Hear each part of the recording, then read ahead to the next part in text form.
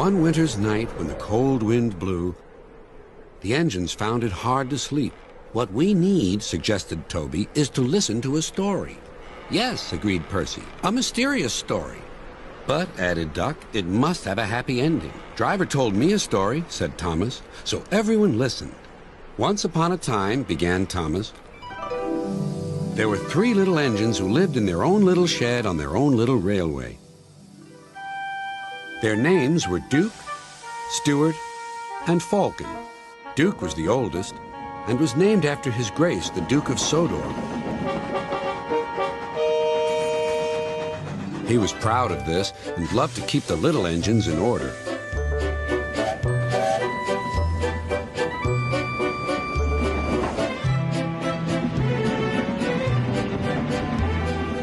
Whenever they did anything that Duke thought wrong, he would say, "That would never suit His Grace." Other engines came and went, but Duke outlasted them all.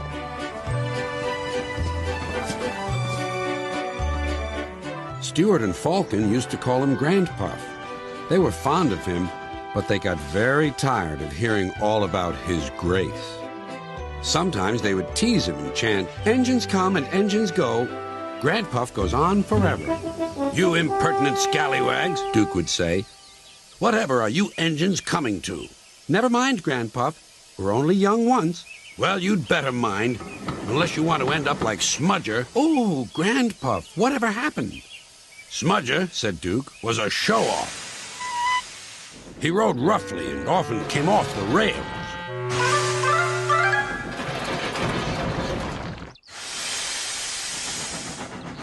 I warned him to be careful, but he took no notice." "Listen, Dookie," he snarled. "Who worries about a few spills?" "We do here," I said, but Smudger just laughed. Until one day, manager said he was going to make him useful at last. Smudger stopped laughing then. "Well, why? What did he do?" "He turned him into a generator. He's still out there behind our shed. He'll never move again." After that, Stuart and Falcon became really useful engines, and all 3 were happy together for many years.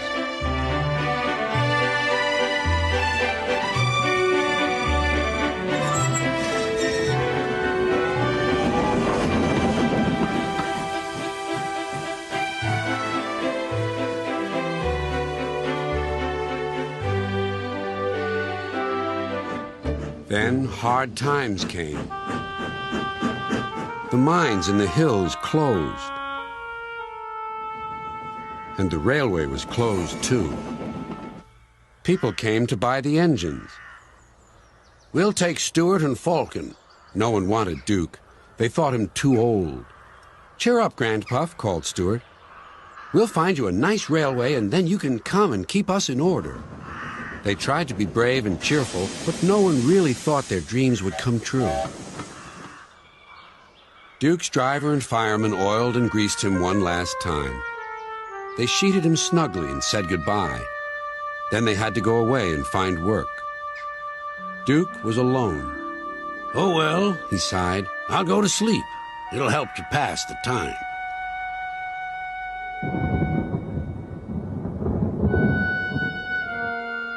Winter torrents washed soils from the hills. Trees and bushes grew all around.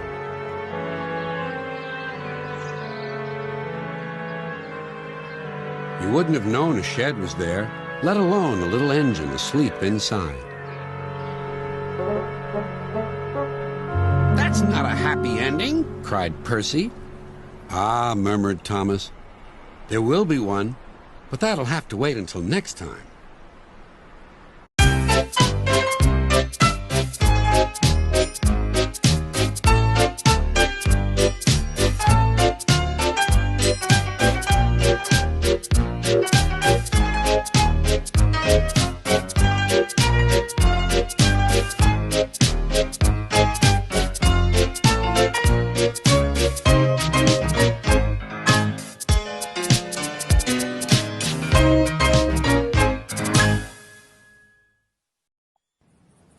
It was a beautiful night on the island of Sodor.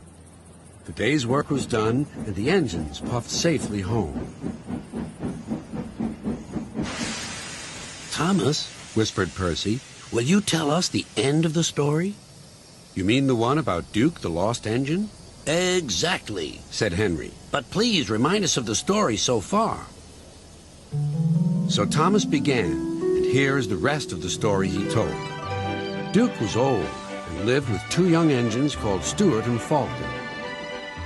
They teased Duke and called him Granpuff, but they were happy together.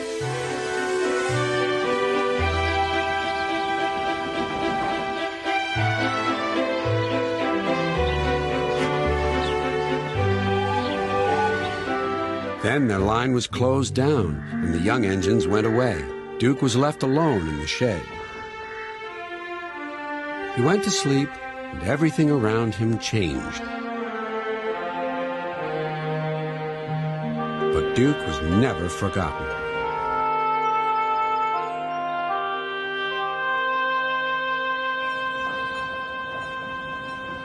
Years went by until one day not long ago, visitors came to see Sir Topham Hatt.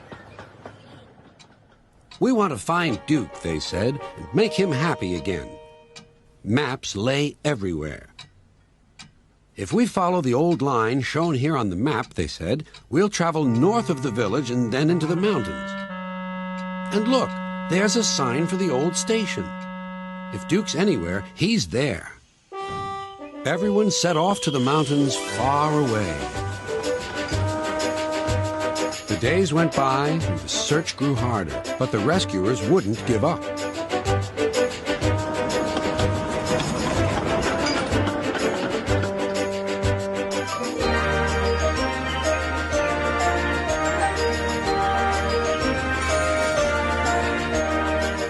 "Let's go this way," they said.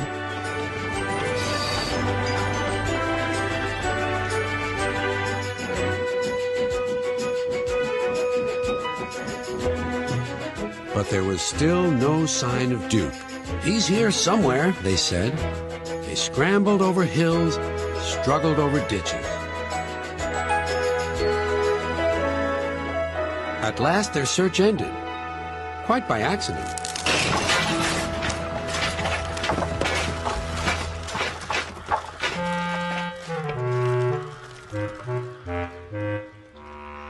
"We've found him! We've found our Sleeping Beauty!" "Excuse me," inquired Duke. "Are you a vandal? Driver told me vandals break and smash things." "Bless you, no," laughed the rescuers.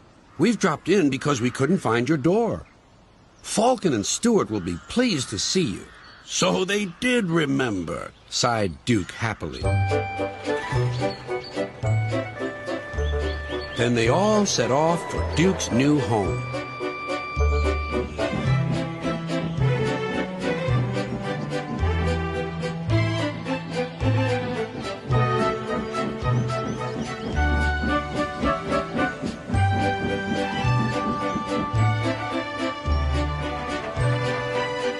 Stuart and Falcon were ready with a big welcome.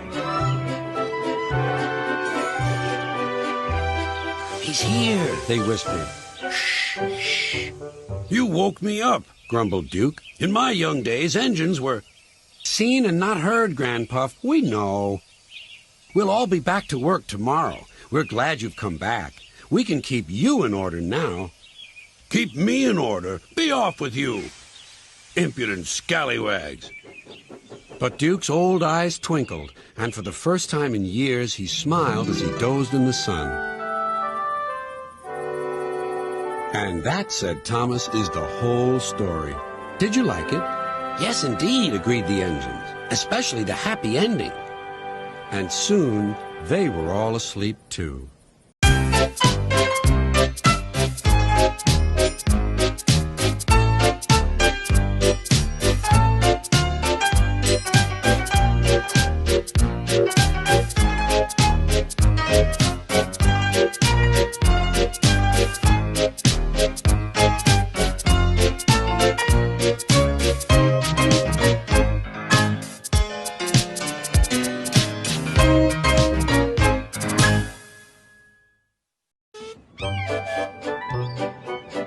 Skarloey and Rheneas work on the railway that weaves round lakes and along mountain sides.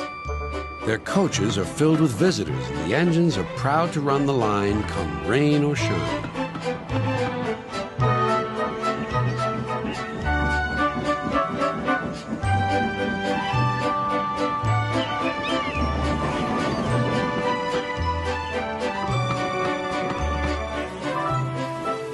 The engines will never let their passengers down, but they are old and they tire more easily.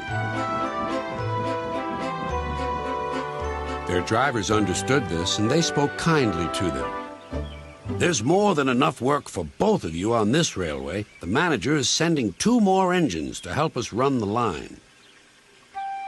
Skarloey and Rheneas were pleased with this news and promised to give the new engines a big welcome.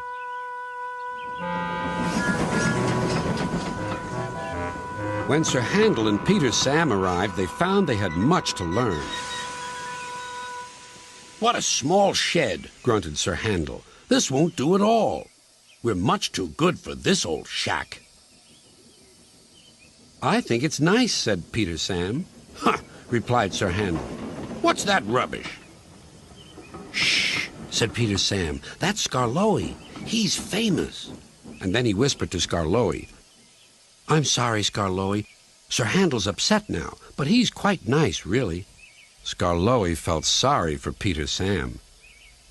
Now, Sir Handel, said the fireman, I will get you ready for work. I'm tired. Let Peter Sam go. He'd love it. No, you're first. Sir Handel puffed away to fetch his coaches. He didn't like the look of them at all. Whatever next? Those aren't coaches, they're cattle cars. Woo! Screamed the coaches. What a horrid engine! It's not what I'm used to, clanked Sir Handel.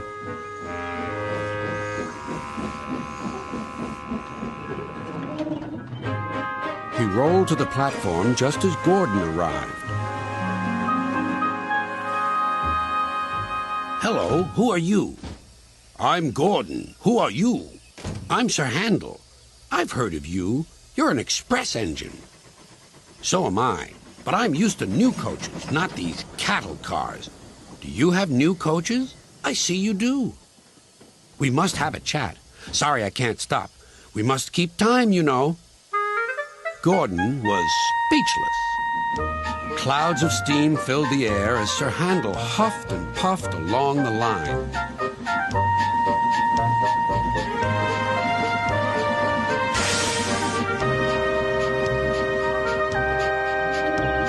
He was still cross when they reached the top station. Sir Handel was hoping for a rest, but his driver thought otherwise. We'll leave the coaches now and fetch some cars from the quarry. Cars, snorted Sir Handel. Cars. I won't. So there. Sir Handel was about to cause a great deal of trouble. Told you, said Sir Handel.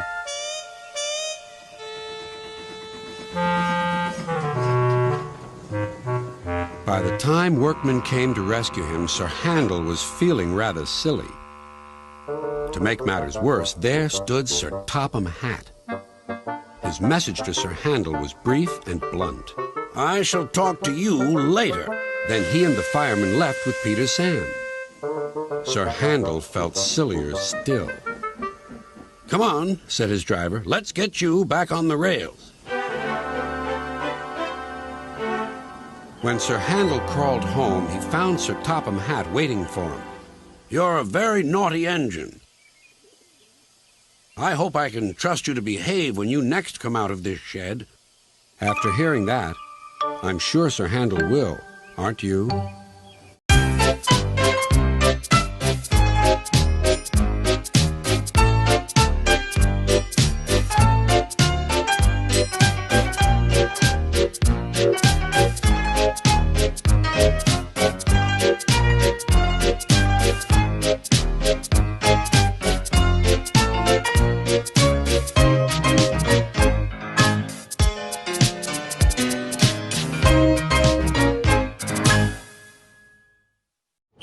Every day where the little engines work, the crisp air is suddenly filled with a familiar noise.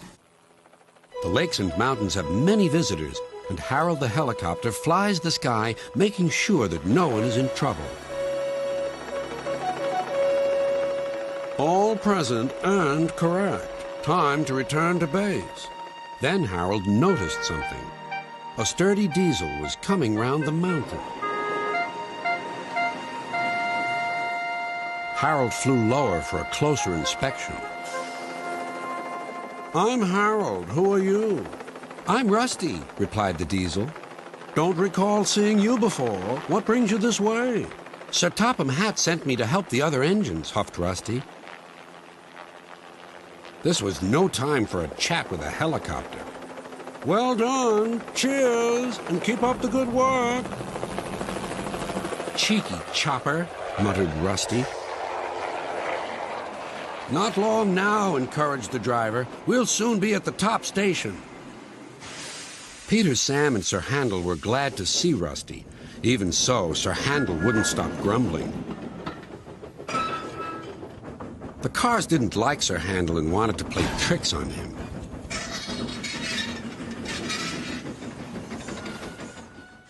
No one understands our feelings, sympathized Gordon.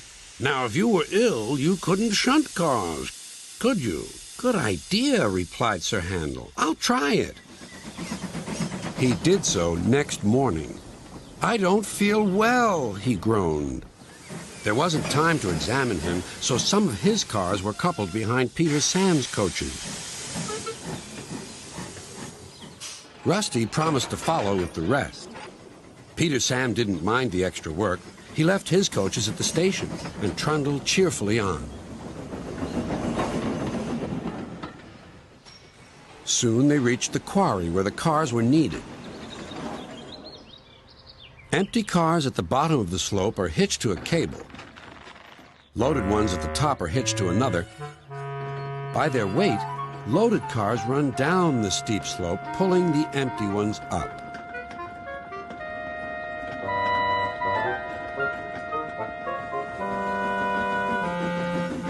Peter Sam duly waited at the bottom of the slope for the loaded cars. He never bumped cars unless they misbehaved. But the loaded cars couldn't see him properly. They thought he was Sir Handel. Their chance for trickery had come. Faster! Faster! They yelled. No, no, wailed the empty cars. It's Peter Sam! But it was no use. Hurrah! Hurrah! Roared the cars. Peter Sam shut his eyes.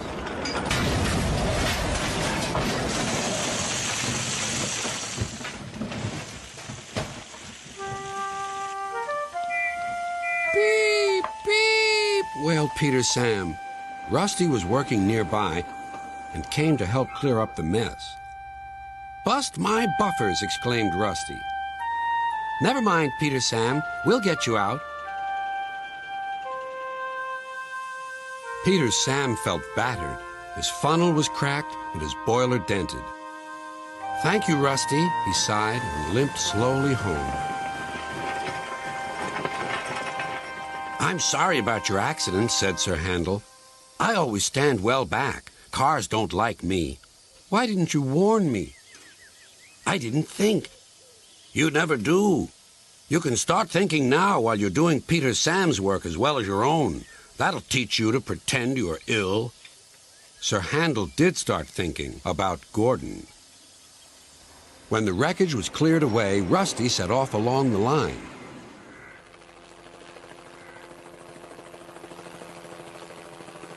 Splendid to see you again, whizzed Harold. I'm completing my evening's lookabout.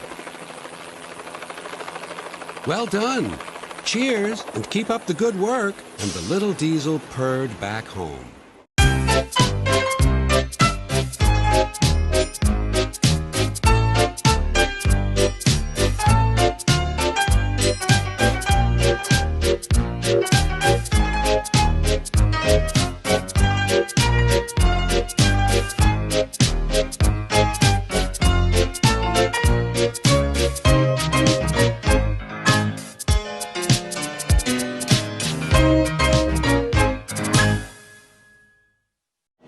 In springtime, Rusty loves to visit a faraway place.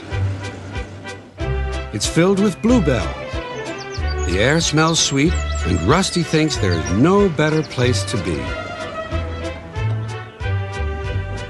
One day, Thomas was passing by just as Rusty was having a drink. Beep, beep. Good morning. Your driver looks a little worried. I wonder why. I don't know, said Rusty, but I soon will. Excuse me, said Rusty, but is something wrong? Yes, indeed, replied the driver. They need another engine to help run this special line. A bluebell engine, laughed Rusty. Maybe I can find one. Later, Rusty saw Douglas and Percy. Rusty had an idea. Can you help me find another engine? Where? Where you found Oliver. You mean on the other railway? Yes, I'm looking for a bluebell engine. And Rusty explained everything. I'd like to help, but these days it's only diesels that go there. Then Rusty decided. So that's where I'll go. Take care. Rusty told the driver all about the plan. And that night he came back to the shed. The manager says he'll make a home for a bluebell engine if you find one. Right, said Rusty. We'll find one tomorrow. It took them all of the next day to travel to the other railway.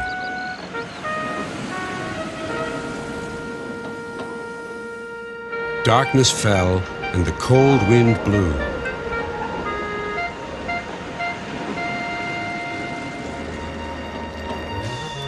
Oh, what's that?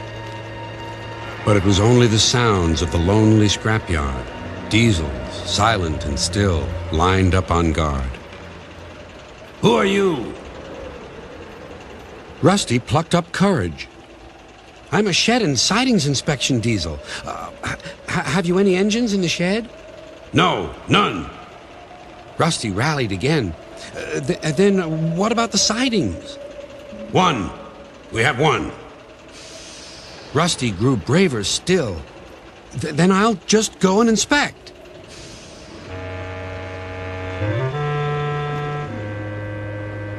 A small engine with a tall funnel stood sad and alone in the shadowy siding. His driver was huddled in the cab, keeping him company. Excuse me, said Rusty. Do you like bluebells? The engine looked startled. Yes, bluebells are beautiful. Then you're soon going to see lots of them because I'm getting you out of here. Everyone worked fast. It was difficult to set the fire, but soon it was glowing hot and Stepney had a good head of steam. Rusty's engineer agreed to be Stepney's fireman. So off they set, past the bleak and brooding lines of diesels. Where is he going? They hissed. Just down the line, replied Rusty. And they chuffered quickly away. We've done it, whispered Rusty. We're over the border and back on our own railway. Mission accomplished. When Rusty and the engine arrived in the valley, a big welcome awaited them. We shall mend you and give you a new coat of paint, said the manager. His driver was delighted. You lucky old engine. You've been saved by the Bluebell Railway. And my friend Rusty. I wouldn't be here if it weren't for Rusty. Now the little engine is as happy as can be and helps all the passengers who visit at Bluebell time. His name is Stepney, but everyone calls him the Bluebell Engine.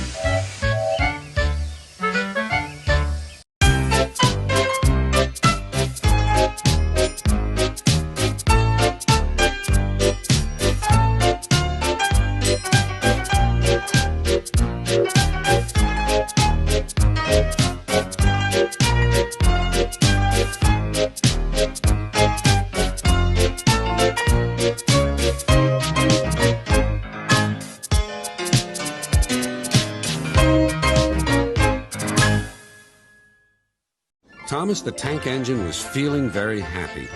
His blue coat shone in the sun, he was right on time, and all around his branch line, the countryside seemed prettier than ever before.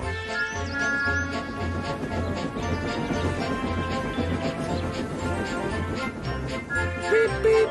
Good morning, Percy, he whistled. My branch is the pride of the line, wouldn't you agree?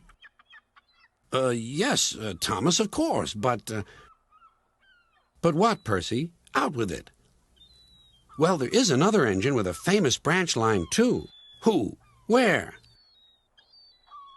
His name's Stepney. He's far away, but Sir Topham Hatt says he may visit us. When? Oh, someday. And Percy hurried away. Meanwhile, Stepney was puffing steadily along his line. It isn't very long, and that made him feel a little sad. Later, he saw Rusty. The little diesel had helped save Stepney from scrap. Everyone's been so kind. But my railway is so short, and I do miss a good long run. I think you should tell Driver, too, replied Rusty.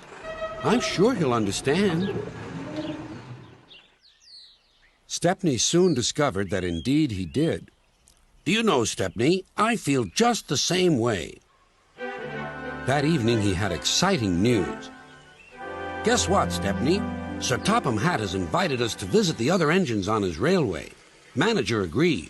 It'll be a really long run to get there. Oh, thank you, sighed Stepney. They set off next morning. By now, all the other engines were talking about Stepney. He runs a famous branch line. Did you know that? Said Percy. Thomas was feeling a little jealous. Huh. It may be famous, but my branch is the first on the line. Everyone knows that, too. And he huffed away to fetch his coaches. Look, squeaked Percy. Why have they all come? There's no train yet. But Percy was wrong. The signal dropped, and from far away an engine whistled.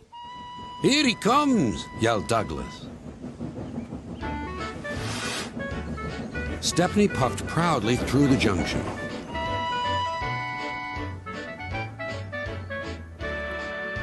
I hope you'll meet Thomas, too, said Edward. You both have branch lines to be proud of. Then Stepney set off to help Duck shunt coaches in the yards, and they worked happily together all afternoon. At last, Thomas arrived. Sorry, can't talk.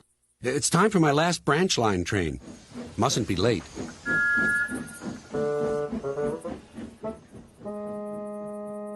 He was hardly out of sight when the engines heard shouting at the station.